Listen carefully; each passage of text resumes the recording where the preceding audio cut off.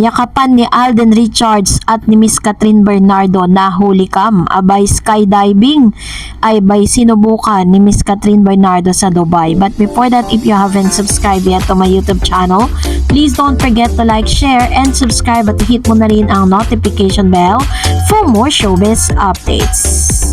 Of course, before anything else, nais ko po muna magpasalamat po sa inyong lahat for always keep watching and trusting this channel. Maraming salamat po sa palagian ninyong panonood at pagpili sa ating pong channel with regards to the legit updates patungkol nga kay Alden Richards and Catherine Bernardo. Thank you so much. And for today's video, lumapag na nga po ngayong araw ang sabihin na natin na magjowa na si Miss Catherine Bernardo and Alden Richards. Balik Pinas na ang magjowang Catherine Bernardo at Alden Richards matapos ang ilang araw na meet and greet sa mga kababayan natin sa Dubai. Super saya nga ang mga kababayan natin sa Dubai na nakasama nila ang Katden, kaya naman hanggang airport ay sinundan sila o hinatid pabalik ng Pilipinas. At syempre habang nasa Dubai sila, ginawa na rin nila ng magkasama ang skydiving. Sayang nga at may hindi tayo napicturan, sabi nga, ha lol, hinahanap sa akin ng iba, wala pa akong photo nila na magkayakap, sabi ni John. Tanong nga ng mga ibang fans, sabay po ba silang nag-skydive?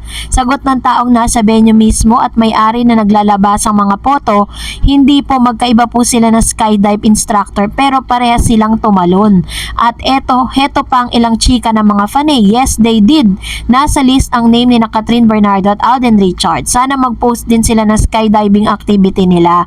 Anyway, makikita nga na todo alalay talaga si Alden kay Catherine matapos ang skydiving. Siya nga pala, umani na rin ng 1.4 billion ang global box office ng Hello Love Again at habang patuloy pa rin itong pinapalabas sa 700 na sinihan sa iba't ibang bahagi ng mundo. Ito ang unang Filipino film na lumagpas sa 1 billion ang kinita sa local box office na mahigit 7 million US dollar ang kinita nito mula sa international screening. Nagpasalamat naman ang kampo ni Catherine Bernardo at Alden Richards sa mainit na suporta sa mga nanonood pa at manonood pa ng pelikula. Sabi nga ni Catherine, thank you for coming home with us through Hello Love Again. You inspire us to tell more stories of strength, love, and hope. Sambit naman ni Alden, thank you for welcoming Joy and Ethan into your home again wherever you are in the world. Nagkamit din ng box office record ang pelikula ng Middle East. Nakuha nito ang highest opening weekend gross para sa Filipino film sa UAE, KSA at Qatar at kumita ito ng 1.4 million sa loob lamang ng isang linggo. Ang Hello Love Again ang kasalukuyang highest grossing Filipino movie of all time na nagmula sa direksyon ni Cathy Garcia Sampana sa ilalim ng Star Cinema at GMA Pictures. So, hanggang sa ngayon po ay usap-usapan at talaga naman parang para pa rin sila naglalakad sa clouds ngayon dahil dito hindi na rin po nila nagpatumpik-tumpik talagang sinubukan na rin po nilang ilan sa mga nakalagay sa bucket list nitong si Miss Catherine Bernardo and Alden Richards. Kasabay nga nito ay kinumpirma ng ilang mga netizen sa mga galawan po nila na talagang magjowa na talaga itong si Alden at si Catherine dahil sa tindi ng yakap nito pagkatapos ng subukan ni Catherine ng skydiving. Kasi according po dun sa Maconbo, dun po sa nagpost nito is parang mahilo-hilo pa si Catherine nung lumapag po siya. Syempre nga naman, di ba, first time niya pong ginawa yan. At kung maaalala po ninyo, dun po sa Q&A po nila, kung meron man silang gustong subukan, yun nga yung skydiving. Parang this is gonna be the first time na ginawa ni Miss Catherine ito, pero hindi ako sure kung first time din ni Alden kasi sa tinagal-tagal ko na pong nagbibigay ng updates patungkol kay Alden Richards, parang hindi ko siya nabalitaan na nag-skydiving. Pero i-comment nyo po sa ibaba kung mali ako, pwede nyo po akong i-correct. So kitang-kita naman natin kung gaano po kaklingi ang isa't isa at talagang nagmistulang or ginampanan na talaga ni Mr. Alden Richards ang pagiging jowa Vels dito kay Miss Catherine Bernardo. Ito na po yung kasagutan sa lahat ng mga hanggang ngayon ay talagang pa rin, parang nagdadalawang isip pa rin maniwala sa mga nakikita natin kasi 7 buwan mula po nang nagkahiwalay ang Katniel, yun po yung months kung saan siya po ay napabalita na nanliligaw si Alden kay Catherine. So, ayan na yung mga ebidensya, no? Talagang nakaangkla na si Mr. Alden Richards dito kay Miss Catherine. Si Catherine naman ganun din. Kasi nung mga unang appearance sila sa public, parang medyo aloof pa si Catherine eh. Pero habang tumatagal, ay nagpapakatotoo na nga si Catherine para kay Alden Richards. And kayo po, anong nyong saloobin patungkol dito? Comment down below. And for that, narito naman ang ilan sa mga komento, reaction po ninyo patungkol naman sa ating latest updates. Unahin natin si Ma'am Marilu Santos. Sabi niya, "Hi Ma'am Dars, I'm one of your followers but it seldom give my comments to your channel and vlogs. All we wanted to have a teleserye of Katden. I agree with your opinion that if possible, not a remake, but our own story. We have many talented, good writers. Hope that they will hear our request. Miss Dars, God bless po."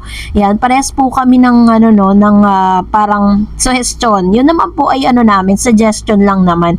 Kung ano naman po yung mapagkakasunduan ng writers and directors if possible, yun naman po talaga yung masusunod. Pero kung kami po ni Miss Marilu ang masusunod, mas gugustuhin talaga namin yung original story para po kay Catherine at Alden Richards kasi deserve po nila ng original. Kasi kakaiba po kasi yung original kapag sila talaga yung gumawa. And sabi ni Why Not, I think it's a win-win situation for the both network. Masyadong mainit ang love team nila and not just love team. Yung meron sa kanilang dalawang mas interesting kaya dapat gawa na masyadong baduy yung isasabak si Catherine kay Joshua kasi walang chemistry. Ang hindi naman lahat ng lalaki tatambal kay Catherine. It doesn't work that way. Kung ABS magsistay ako sa kung ano ang working right now, which is very true, 'di ba? Parang business lang 'yan eh.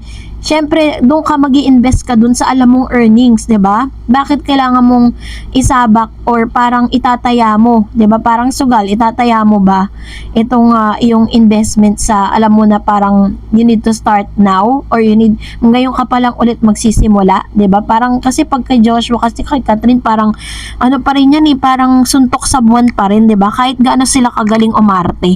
And sabi ni Miss Penny Joy Cruz, sila na nga nasa Canada pa lang rin yun na sila sa tagal na single. So Kat walang nangahas na lumigaw para kay Kat kasi taken na. Ayan. Actually marami po talagang nangahas pero hindi sila nagtagumpay. Sabi ni Miss Tatalino B Life, nakita mo na Miss Dar yung video ni Kat at Alden na nagyakapan after skydiving in Dubai. Totoo kaya yun? Kasi yung totoo, kung totoo yung ako, sigurado confirmation talaga yun. Grabe ang yakapan, promise. Ayan, yung napanood po ninyo, yun po yun. Hindi po siya AI, totoo po talaga na nag-skydive sila. Sabi ni Miss Doma, kahit sa GMA palabas, okay lang. Sa TFC na lang ipalabas sa ABS-CBN. Ayun, yun naman po yung pwedeng gawin. Kasi may mga other channels na pwede pa rin naman ninyong ma-acquire. Kasi kung ilalabas lang yan sa Netflix, hindi po lahat ay may Netflix, no? And movie na lang pero wala si Direk Cathy, sabi niya. Sabi ni Miss Malu, dati parang ilap pa si Catherine but lately clingy na siya. Wala na kasing paki si Catherine sa mga bashers. At obvious naman na talagang mas masaya siya, hindi tulad nung sila pa ni DJ. Parang hindi totoong sweetness even long before na magkalabuan sila. Ngayon talagang feel mong very happy siya. May God bless them both. Ayan. Actually, totoo yan. Yun din po yung aking observation. The first time I saw them sa Laguna, nakita ko na parang may distance pa si Catherine dito kay Alden Richards. Pero nung tumatagal, as the time goes by, nakita ko na talagang super clingy na sila sa isa't isa at very komportable. Sabi ni Miss Elenita Claudio, thank you po sa update tungkol sa Katden. Thank you rin OG Diaz sa pagtatanggol sa Katden. Love you guys.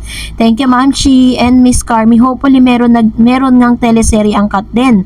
And sabi ni Mr. Renato, hello again Miss Tarets, with regards sa real score Katden.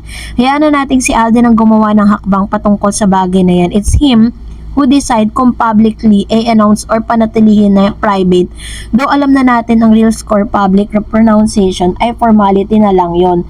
Mas gusto ko nga public announcement ng mag-propose na si Alden kay Kat. Mas exciting yon. Nga ang mga bashers ng Kat din, hindi magagawa ng issue, makabuwag na Kat din, kaya say engage na. Very, very true. Biruin mo, gugulatin tayo ng Kat din, diba? Hindi sila umaamin na sila na, pero may engagement. Diba? Mas masaya yon. Well, kung nagustuhan mo ang video na ito, huwag mo kalimutang mag-like, mag-share, at mag-subscribe, at i-follow mo na rin ang aking Facebook page, DarEds TV. And also, I have my TikTok account, which is DarEds TV. Pwede nyo rin po akong i-follow doon. Thank you for watching, guys. God bless everyone!